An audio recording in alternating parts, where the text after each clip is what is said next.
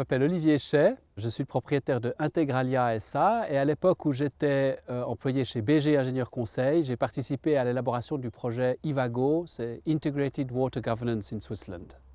Donc en gros, on s'est posé deux questions. La première, c'était comment peut-on mieux faire coopérer les différents acteurs, que ce soit les communes, la confédération, le canton, les producteurs d'hydroélectricité, etc., les agriculteurs.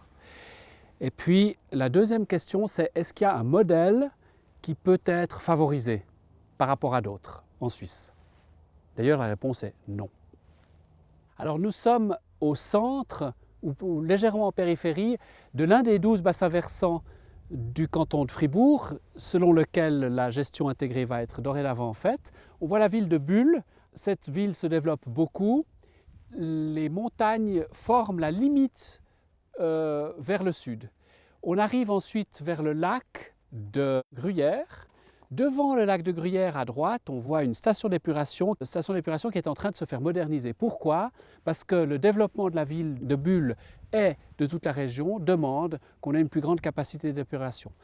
À la lisière du lac, on voit une traînée beige qui montre que c'est un lac qui fluctue dans l'année. C'est donc un lac qui sert à la production hydroélectrique.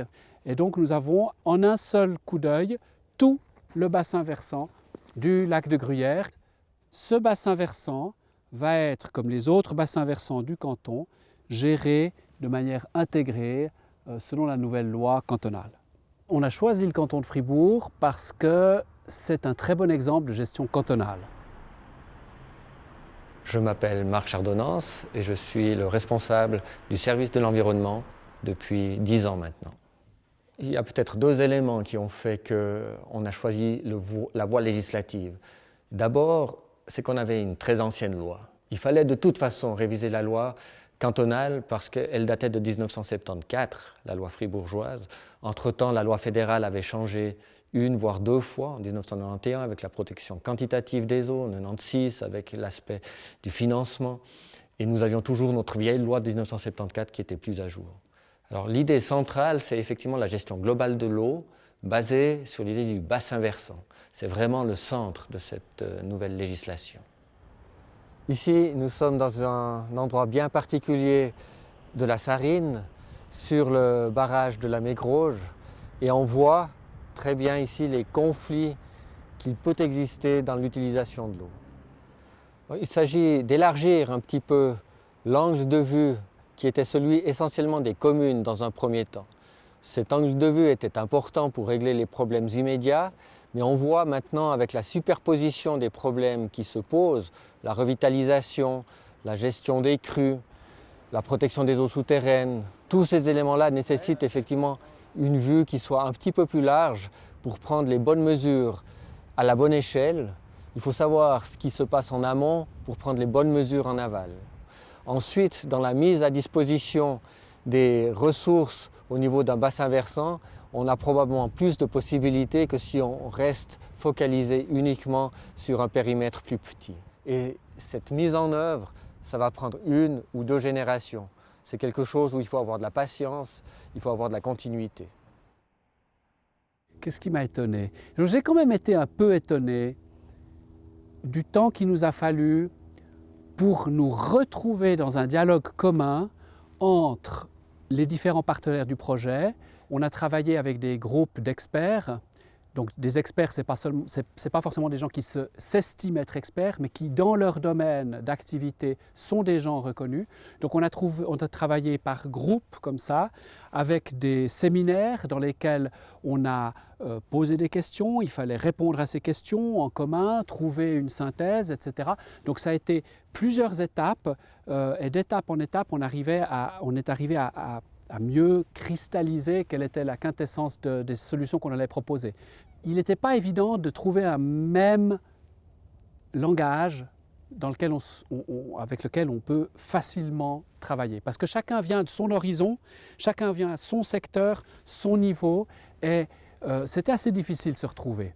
On y est arrivé, pensons-nous, on a des résultats concrets, on a des outils qu'on peut proposer. Ça, c'était une certaine satisfaction. Éric Ménel, qui est responsable de la protection des eaux dans le canton de Fribourg, conseiller communal à Givisiez, a contribué à l'élaboration et au lancement de la mise en œuvre de la loi sur les eaux du canton de Fribourg. Donc, il y a des outils pratiques qui ont été développés.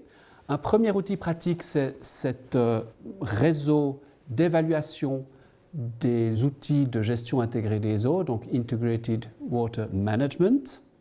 Donc on essaye d'évaluer leur structure. Ensuite, au niveau de l'Integrated Water Management, on a fait un vademecum, une espèce de déroulement. Dans ce déroulement, on pourra peut-être y revenir là-dessus, donc on part de documents qui existent, qui sont soit des documents de recherche du PNR 61, soit des documents de la Confédération qui existent déjà, avec un schéma qui montre l'évolution cyclique d'une gestion intégrée des eaux. Ensuite, on a un troisième outil qui est plus Water Governance, donc on monte d'un cran, on regarde la gouvernance cantonale. Ça aussi, ça a été analysé pour les différents cantons. Et puis le dernier outil, c'est un outil qui est mis à disposition qu'il faudra mettre en œuvre. On peut dire par exemple, je suis intéressé à ce qui existe dans la législation, je mets la législation et ça me sort de ces 40 exemples ceux qui sont les plus pertinents. Elle est là d'ailleurs, tu mentionnes la Haute-Broye, elle fait partie des éléments qu'on a analysés. Donc il y a déjà un travail qui a été fait au niveau du bassin versant. Pour une fois, donc, au niveau des cantons de Fribourg, on est en amont, donc alors je pense qu'il faut qu'on utilise tous ces outils pour évaluer en permanence notre loi et sa mise en œuvre. Alors, c'est clair que la vision, c'est d'avoir un système qui fonctionne pour la protection des eaux de manière efficace. Donc, et à mon avis, ça passe principalement par une organisation correcte des communes par bassin versant. Ça veut dire des communes qui travaillent ensemble avec des structures professionnelles de manière à devenir petit à petit aussi autonome que possible par rapport à cette problématique. Pour moi, c'est la vision prioritaire. Alors une première recommandation, ça peut être de ne pas faire de la gestion intégrée absolument partout et à tout va, mais de fixer les priorités là où il y a le plus grand bénéfice d'en faire. Donc par exemple là où il y a beaucoup de conflits ou là où beaucoup de secteurs sont impliqués. Ensuite, il faudrait pouvoir documenter ce bénéfice. Et ça, ce n'est pas très facile, ni au point de vue financier, ni du point de vue environnemental. Il faut qu'on développe des méthodes qui permettent de dire quels sont les avantages de procéder ainsi. Il faut avoir une bonne équipe de projet et surtout une bonne équipe de direction du projet, puisqu'il faut que des gens tirent le tout. Ce n'est pas quelque chose qui vient tout seul, il faut le faire venir. La communication, c'est un aspect important, mais il faut que ce soit une communication très honnête. Ce n'est pas de la propagande, c'est vraiment de la communication. Et il faut bien se garder au fond, de soulever des attentes trop élevées, de susciter des attentes trop élevées. La participation, c'est vraiment quelque chose d'important et c'est quelque chose de délicat. C'est-à-dire que quand on fait participer les gens, il faut leur dire exactement dans quel contexte, il faut leur dire ce qu'ils pourront influencer et ce qu'ils ne pourront pas influencer. Parce que sinon, on crée des attentes que l'on ne peut pas satisfaire. On n'a pas découvert de choses qui vont provoquer une révolution en Suisse. C'est-à-dire qu'on a plutôt, je dirais, confirmé qu'il faudra faire évoluer notre système vers une régionalisation toujours plus grande, toujours plus de professionnalisme, toujours plus de collaboration. Ce n'est pas très nouveau, mais c'est vraiment, je dirais, scientifiquement confirmé maintenant.